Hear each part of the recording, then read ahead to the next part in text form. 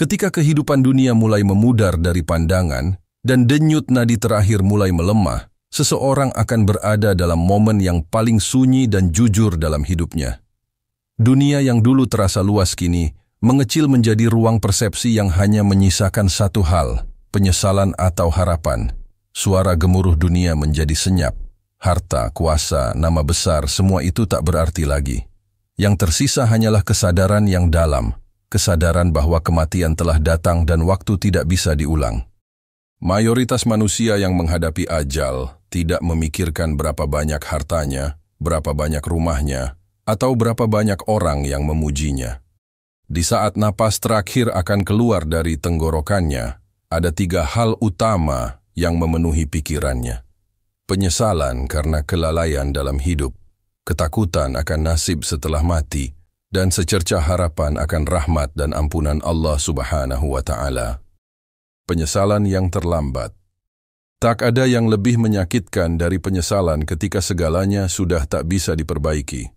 Orang-orang yang menua dalam kekayaan namun lalai dari solat akan mengingat suara azan yang dulu mereka abaikan.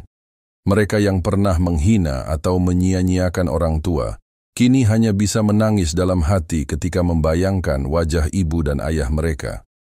Mereka yang pernah merasa cukup dengan dunia, kini sadar bahwa mereka tak membawa satupun hartanya. Allah Subhanahu wa Ta'ala menggambarkan penyesalan ini dalam Al-Quran. Ya Tuhanku, sekiranya Engkau berkenan menangguhkan kematianku sedikit waktu lagi, maka aku akan bersedekah dan aku akan termasuk orang-orang yang saleh. Quran Surah Al-Munafiqun ayat 10. Dalam tafsir Ibnu Katsir, ayat ini menjelaskan tentang seseorang yang telah sampai pada ajalnya dan baru menyadari betapa berharganya waktu. Namun saat itu, tak ada lagi tawar-menawar. Malaikat maut tidak pernah menunda tugasnya. Waktu yang diminta tidak akan diberikan karena Allah telah menetapkan ajal setiap makhluk dengan pasti. Seseorang yang seumur hidup hanya mengejar dunia, akhirnya merasa tertipu. Ia tahu bahwa dirinya telah gagal memahami misi hidup. Di saat semua yang dia kumpulkan tidak ikut masuk ke liang lahat, barulah ia menyesal telah membangun istana di dunia dan melupakan tempat tinggal sejatinya di akhirat.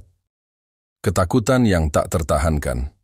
Rasa takut menjelang kematian bukan hanya ketakutan akan rasa sakit, melainkan ketakutan akan apa yang akan datang setelahnya. Ketika ruh mulai dicabut dari tubuh, seseorang mulai menyadari bahwa hidup ini bukanlah akhir, tetapi awal dari kehidupan abadi. Allah Subhanahu wa Ta'ala berfirman, "Kalau kamu melihat ketika malaikat mencabut nyawa orang-orang kafir, seraya memukul muka dan belakang mereka, sambil berkata, 'Rasakanlah olehmu siksa yang membakar.'"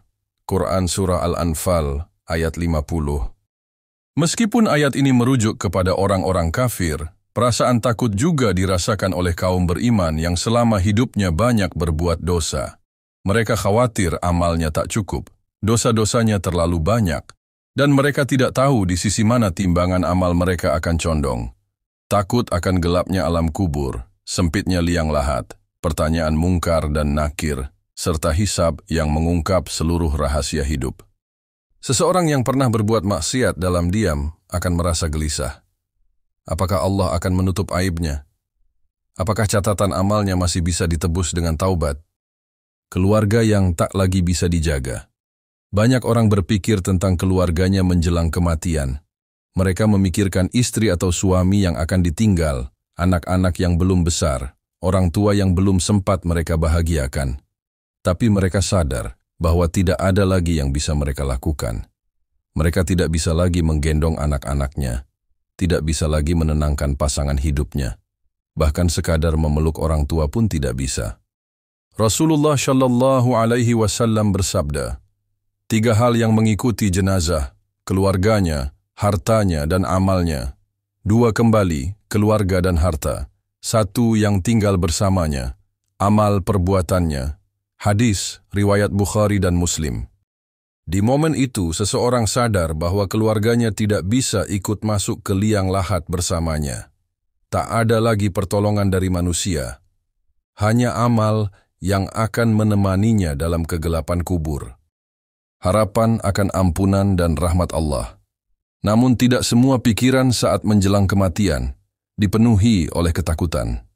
Ada satu cahaya kecil yang masih menyala dalam hati mereka. Harapan. Harapan bahwa Allah Maha Pengampun. Harapan bahwa pintu taubat belum tertutup sepenuhnya. Harapan bahwa rahmat Allah lebih luas daripada dosa-dosa mereka. Allah Subhanahu wa Ta'ala berfirman, "Katakanlah, wahai hamba-hambaku yang telah melampaui batas terhadap diri mereka sendiri, janganlah kalian berputus asa dari rahmat Allah. Sesungguhnya Allah mengampuni dosa-dosa semuanya. Sesungguhnya, Dialah yang Maha Pengampun lagi Maha Penyayang." Quran Surah Az-Zumar ayat 53. Tafsir Al-Qurtubi menyebut bahwa ayat ini adalah salah satu ayat yang paling memberi harapan dalam Al-Quran.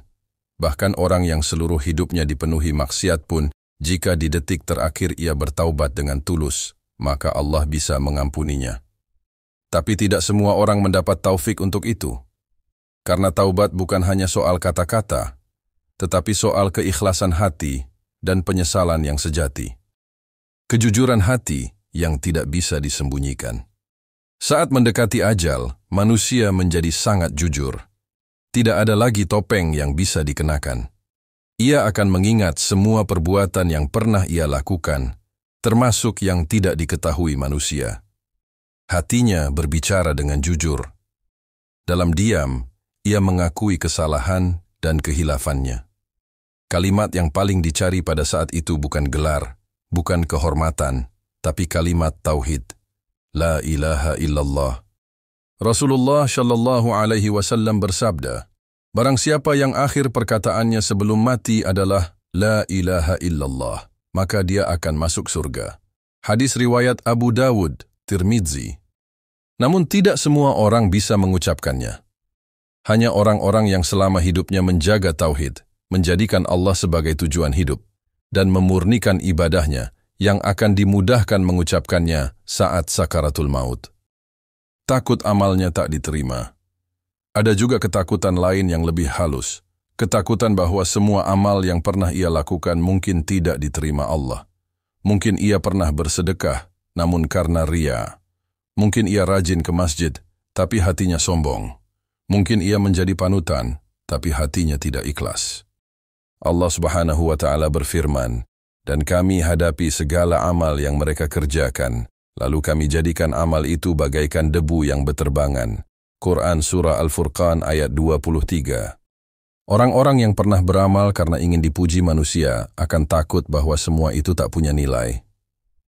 Mereka ingin mengulang hidup untuk bisa memperbaiki niat. Tapi waktu itu tidak akan kembali. Kesadaran bahwa dunia hanyalah persinggahan. Akhirnya menjelang ajal, seseorang menyadari hakikat dunia. Ia menyadari bahwa hidup di dunia hanyalah sebentar. Dunia tidak layak diperjuangkan mati-matian jika ujungnya adalah neraka. Harta, jabatan, kecantikan, semua itu hanya fata morgana. Allah Subhanahu wa Ta'ala mengingatkan, kehidupan dunia itu tidak lain hanyalah kesenangan yang memperdaya. Quran Surah Al-Hadid ayat 20. Ia pun akhirnya melihat kehidupan dengan kacamata akhirat. Tapi semuanya sudah terlambat. Ia hanya bisa berharap agar keturunannya tak mengulang kesalahan yang sama. Wahai jiwa yang masih hidup, apakah engkau akan menunggu napas terakhir baru engkau sadar bahwa dunia ini sementara? Apakah engkau akan menunggu ajal mendatangimu baru engkau menyesali kelalaianmu? Saat ini, engkau masih punya waktu. Sholatmu bisa diperbaiki, hatimu bisa dibersihkan, amalanmu bisa diluruskan, taubatmu bisa diterima. Tapi waktu tidak akan selalu bersama kita. Setiap detik yang berlalu adalah langkah menuju ajal. Belajarlah dari mereka yang telah lebih dulu pergi. Apa isi pikiran mereka menjelang mati?